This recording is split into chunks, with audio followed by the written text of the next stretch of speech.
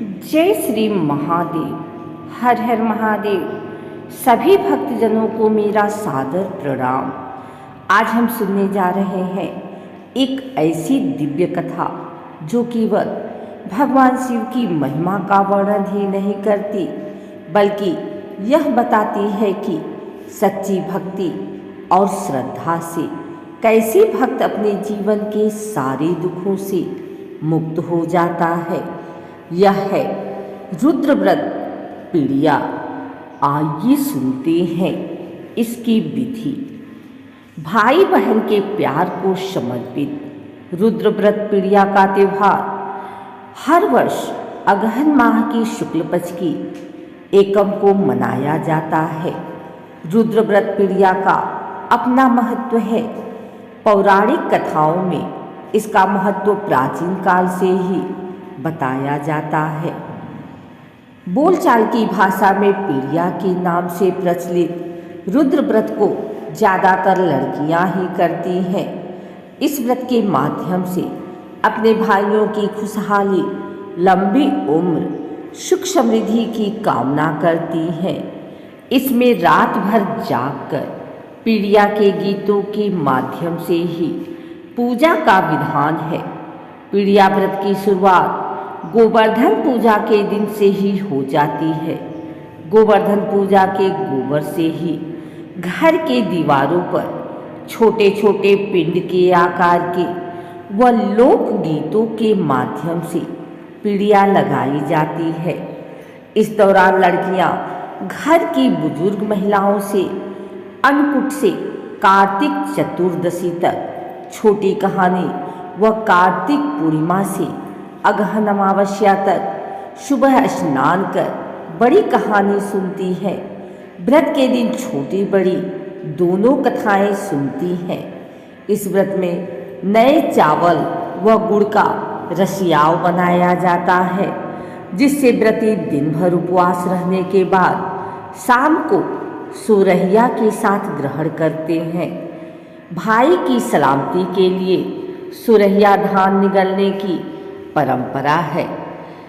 सुरहिया धान निगलते समय महिलाएं किसी और दूसरे की आवाज़ नहीं सुनती हैं। कहते हैं आवाज़ सुनने के बाद इसे नहीं निगलना चाहिए, यह व्रत खंडित हो जाता है। आइए सुनते हैं पीड़िया व्रत की कथा।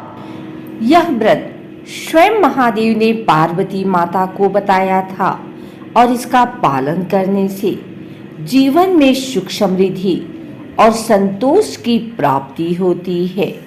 तो आइए मन, वचन और कर्म से हम शिव नाम का स्मरण करते हुए इस पावन कथा का श्रवण करें। ओम नमः शिवाय। प्राचीन काल की बात है। हिमालय की गोद में स्थित कैलाश पर्वत पर एक दिन माता पार्वती ने भगवान शिव से पूछा, हे नाथ, आप साक्षात त्रिलोकनाथ हैं, जगत के सृजन और संहारक हैं, फिर भी अनेक जीव जन्म जन्मांतर के दुखों से पीड़ित रहते हैं। कृपया ऐसा कोई व्रत बताइए जिससे मनुष्य अपने पापों से मुक्त होकर आपकी कृपा पा सके। भगवान शिव मुस्कुराए और बोले, देवी, तुमने अत्यंत कल्याणकारी प्रश्न किया है। जो मनुष्य जीवन में कष्टों से पीड़ित है, जिन्हें सफलता नहीं मिलती या जो बार बार रोग, ऋण, क्लेश से ग्रस्त रहते हैं, उनके लिए एक अत्यंत पवित्र व्रत है रुद्र पीड़िया व्रत। जो इस व्रत को श्रद्धा और विश्वास से करेगा, वही अपने जीवन के समस्त पीड़ा, रोग और संकट से मुक्त हो जाएगा। माता पार्वती ने विनम्रता पूर्वक पूछा, प्रभु, इस व्रत की क्या कहानी है? तब महादेव बोले, देवी, ध्यान पूर्वक सुनो। एक समय की बात है, अवंती नगरी में एक ब्राह्मण दंपति रहते थे। शिवदास और उनकी पत्नी सत्यवती दोनों अत्यंत भक्ति भाव से शिव की उपासना करते थे। किंतु वर्षों तक उनके जीवन में संतोष नहीं था। गरीबी, बीमारी और कष्टों ने उन्हें घेर रखा था।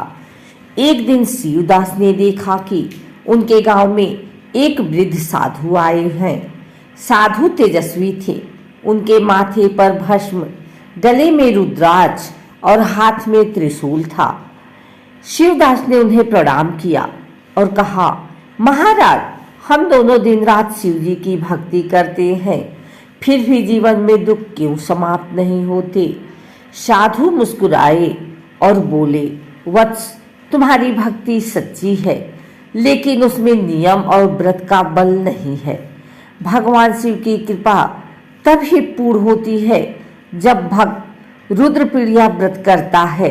यह व्रत हर वर्ष अगहन मास के एकम के दिन किया जाता है। इस दिन उपवास रखकर शिव जी के ज्योतिर्लिंगों का स्मरण करते हैं। बेलपत्र, गंगा जल और दूध से रुद्राभिषेक करते हैं। फिर इसके बाद व्रत कथा सुनते हैं, जिससे तुम्हारे सभी दुख मिट जाएंगे। पुराने समय में चंपावती नगरी में एक राजा था, राजा सुदर्शन। वह वीर, धर्मपरायण और राजा वत्सल था, किंतु उसके राज्य में अकाल पड़ा। प्रजा भूखों मरने लगी। राजा ने यज्ञ किए, दान किए, किंतु अकाल नहीं टला।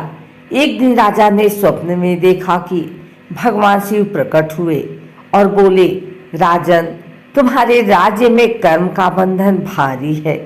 यदि तुम मेरे नाम का रुद्रपीड़िया व्रत करोगे तो वर्षा होगी, सुख और समृद्धि लौटेगी। जागने पर राजा ने व्रत की तैयारी की।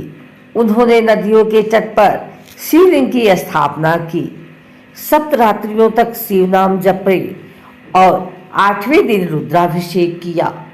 व्रत की रात्रि में उन्होंने गरीबों को भोजन कराया, ब्राह्मणों को वस्त्र दान किए और स्वयं उपवास रखा। अगले दिन आकाश से बादल घिरे, मेघ बरसे, धरती हरी हो गई। राजा ने नतमस्तक होकर कहा, हे रुद्रदेव, आपके व्रत से मेरे राज्य का उद्धार हुआ।